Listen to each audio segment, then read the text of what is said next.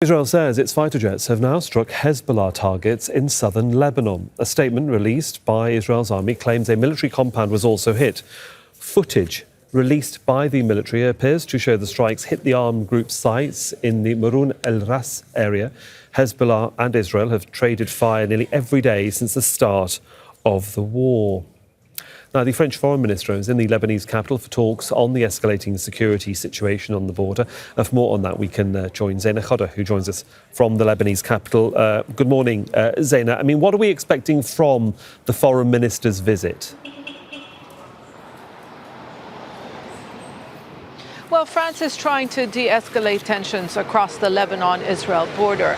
According to the French Foreign Minister, he is here in Beirut to discuss with Lebanese officials a proposal for that to happen.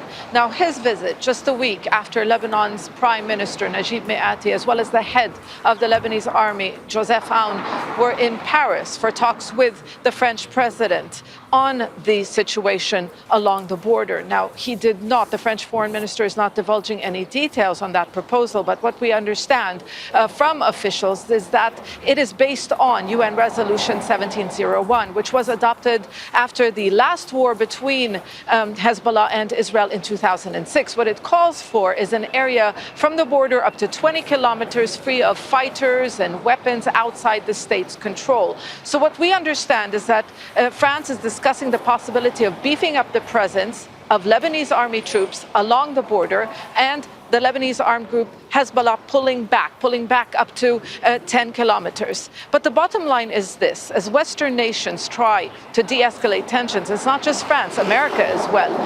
Hezbollah has drawn the line in the sand, and it's made it very, very clear. It opened a front to help relieve pressure on Gaza, and it will not halt the fighting until there is a permanent ceasefire in Gaza. So until the war on Gaza ends, then this front, the Lebanon-Israel front, will remain an active front. So these meetings really are not going to bear much fruit until a permanent ceasefire is reached in Gaza. So that's the politics and the background, I suppose. Zaina, the reality, I mean, what is the reality right now on the southern Lebanese border, northern Israel border, as we speak?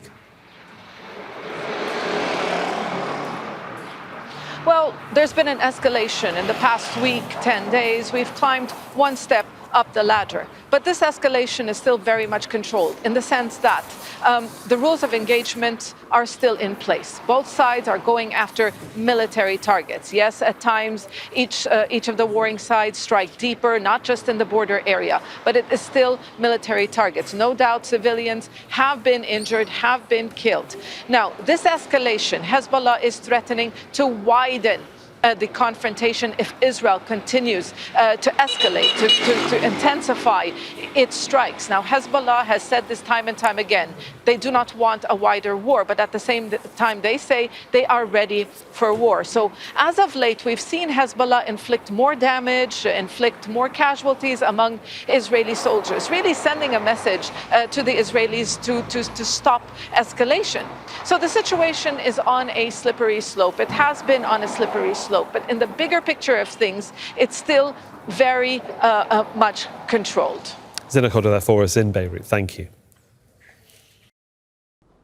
Make sure to subscribe to our channel to get the latest news from Al Jazeera.